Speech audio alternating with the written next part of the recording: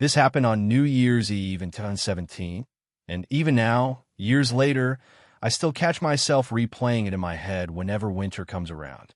I'm from Ohio, just outside Cleveland. That year had been exhausting in ways that are hard to explain.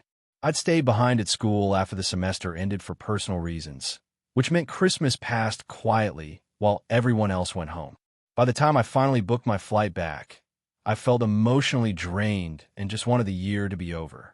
While waiting at the airport, I checked my phone and saw that the Browns had lost their final game of the season, 0-16, completely winless.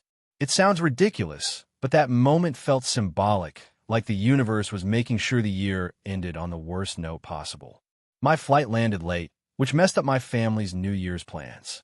They were supposed to wait for me, so we could all drive together to my cousin's house. Instead, they left early in the main car. That meant I'd be driving alone through rural Ohio backroads late at night. My mom left our golden retriever, Vera, behind so I wouldn't be alone. Vera had always been fearless. Thunder, fireworks, strangers, nothing ever seemed to bother her. By the time my Uber dropped me off at home, it was close to 10. I didn't unpack or even sit down. I threw my bags in the spare car, let Vera out, locked the house, and started driving. The roads were empty. Miles of fields and forests stretched ahead of me, broken only by the occasional farmhouse light glowing faintly in the distance.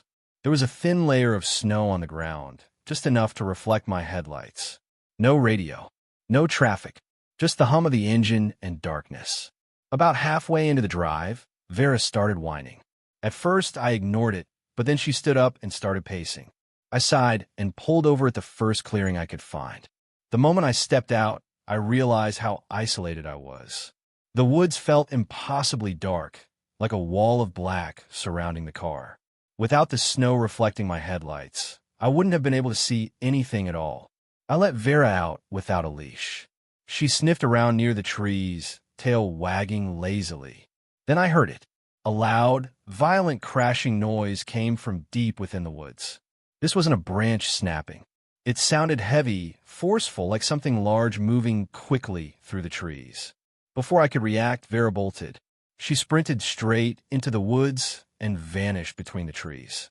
I shouted her name, panic rising in my chest, but she didn't come back. Without thinking, I ran after her. The forest swallowed me almost immediately. My phone flashlight barely helped, casting weak, trembling light over snow-covered roots and tree trunks. I tripped more than once, scraping my hands and knees, but adrenaline kept me moving. The deeper I went, the quieter everything became. No wind, no animals, just my breathing and the sound of my own footsteps. Eventually, my lungs gave out. I leaned against a tree, gasping, my hands shaking uncontrollably. I felt stupid, reckless, and terrified. That's when I saw movement ahead. Vera emerged slowly from between the trees. She was crouched low, her ears pinned back, her tail tucked tightly beneath her body. She was shaking so badly her legs looked like they might give out. I dropped to my knees and wrapped my arms around her. She pressed against me, trembling violently. I had never seen her like that before. Something had scared her badly. That realization hit me hard. We were still deep in the woods, and whatever had frightened her could still be nearby. I stood up and started moving, urging her to stay close.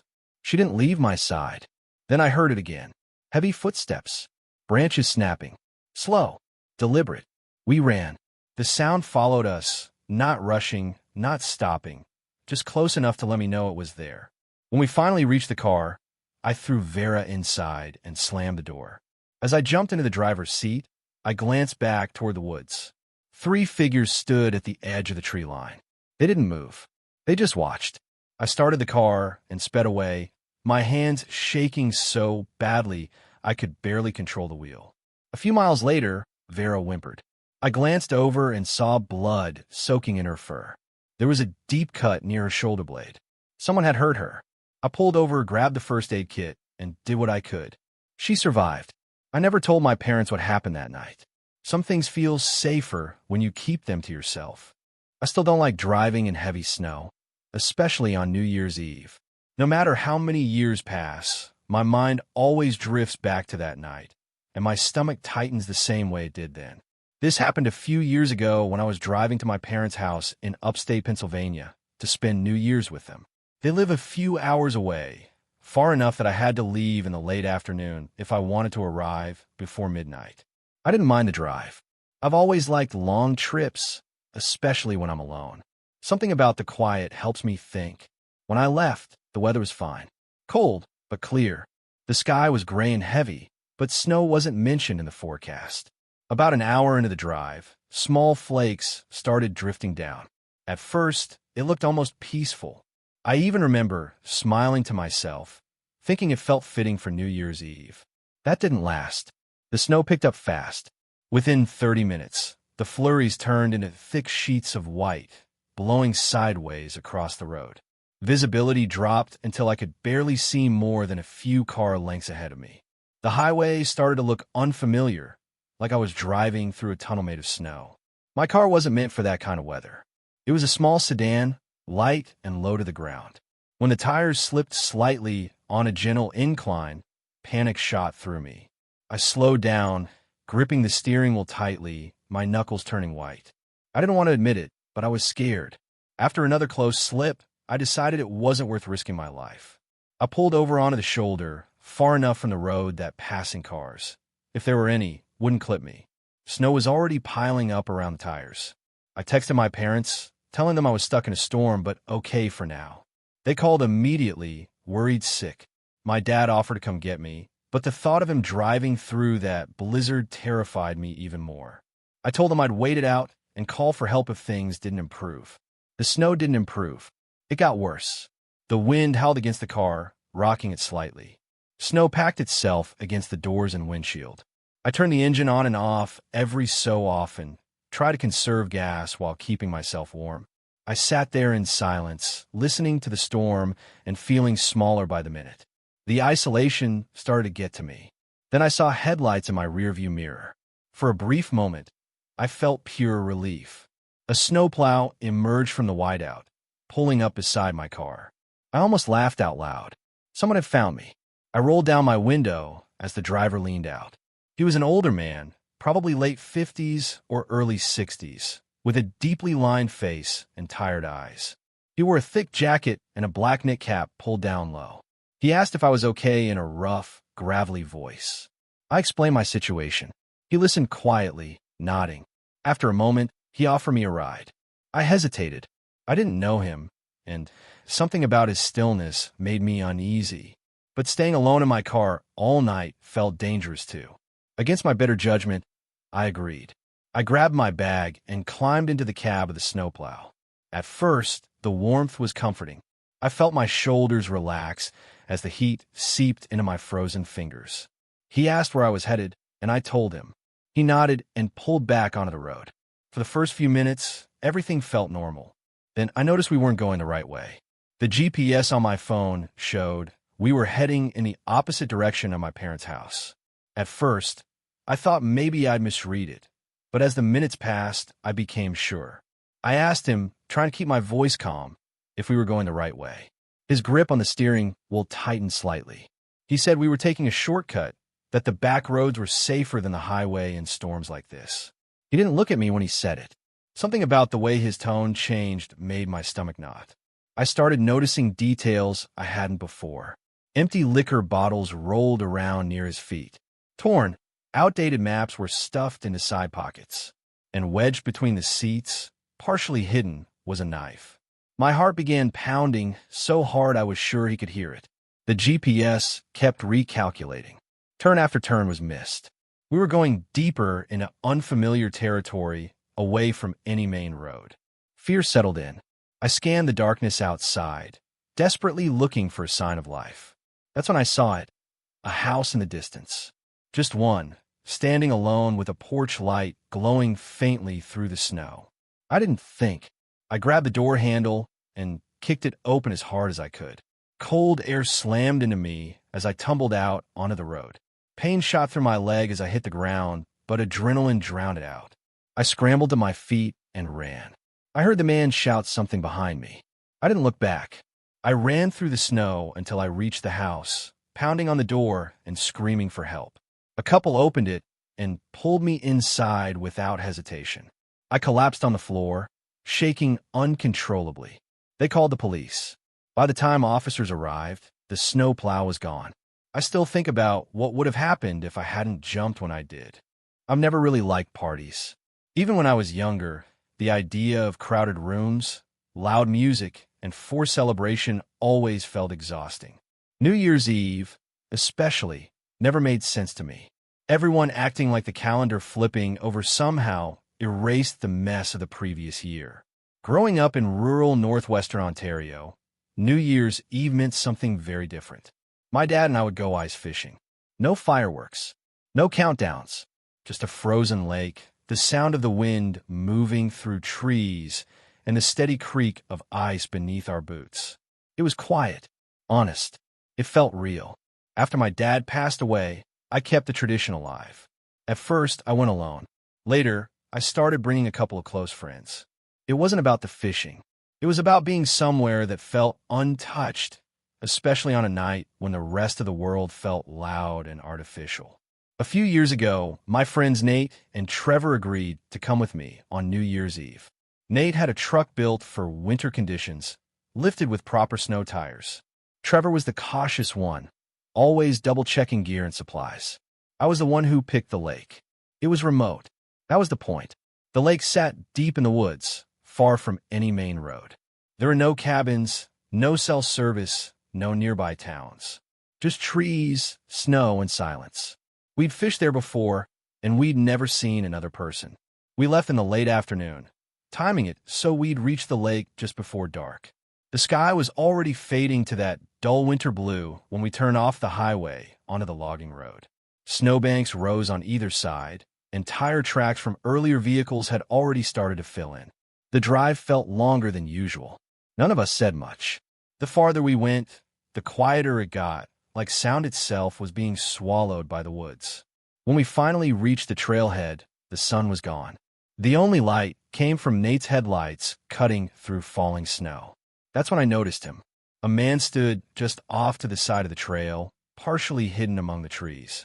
He was bundled in heavy winter gear, his face obscured by a scarf and hood. He wasn't moving, just standing there, watching us. I remember thinking how strange it was to see anyone out there at all.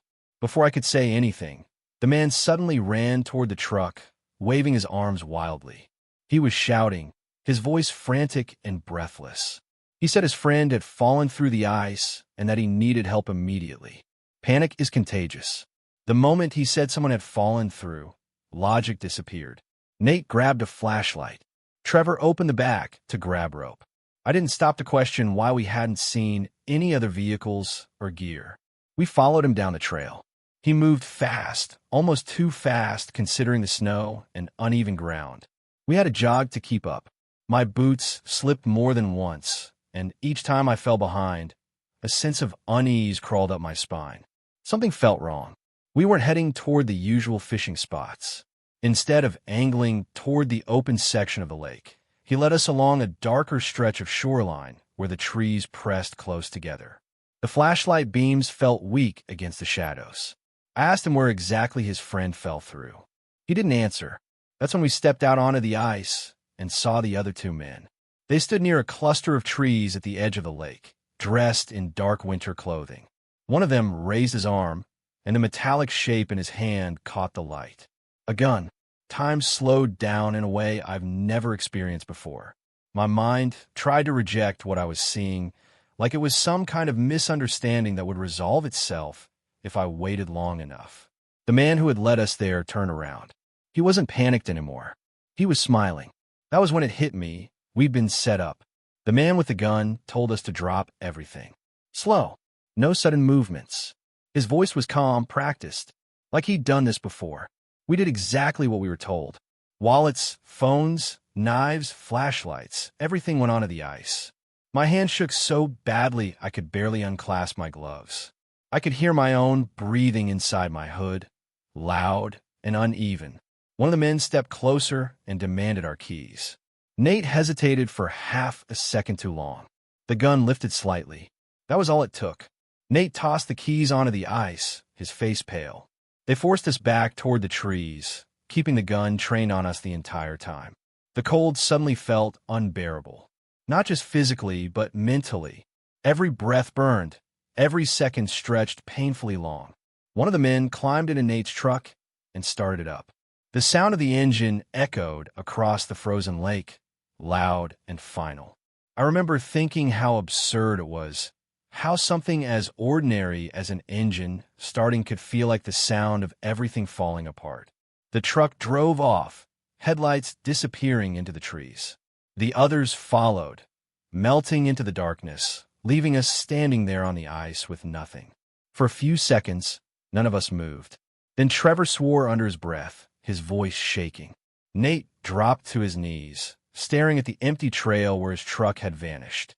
That's when we realized how bad the situation really was. We were miles from the nearest road. No phones, no vehicle. Night had fully settled in, and the temperature was dropping fast. The wind picked up, cutting straight through our clothes. Hypothermia wasn't a distant threat. It was immediate. We huddled together, trying to conserve warmth. That's when Nate remembered something. He'd hidden an old backup phone in the lining of his jacket months earlier and forgotten about it. The relief I felt when he pulled it out was overwhelming. There was barely any battery left, and the signal was weak, but somehow the call went through. Nate explained where we were as best he could. The operator told us to stay put and conserve energy. Waiting was torture. Every sound made us tense. The wind in the trees. The faint cracking of ice shifting beneath our feet. Every shadow looked like movement. I kept expecting the men to come back, to finish what they'd started. Eventually, distant headlights appeared through the trees. Police. They helped us into heated vehicles and asked questions that we struggled to answer. By the time they searched the area, the men were gone. No tracks clear enough to follow. No sign of the truck. In the weeks that followed, Nate's truck was never recovered. Neither were the men. Police suspected it wasn't their first time doing something like that. That thought still keeps me up at night. We weren't just unlucky. We were vulnerable, isolated, and predictable. And someone knew exactly how to use that against us. I still think about my dad on nights like that. How he always trusted the quiet, believed solitude was safe. Now I know better. Some of the most dangerous places in the world are the ones where you don't expect anyone else to be.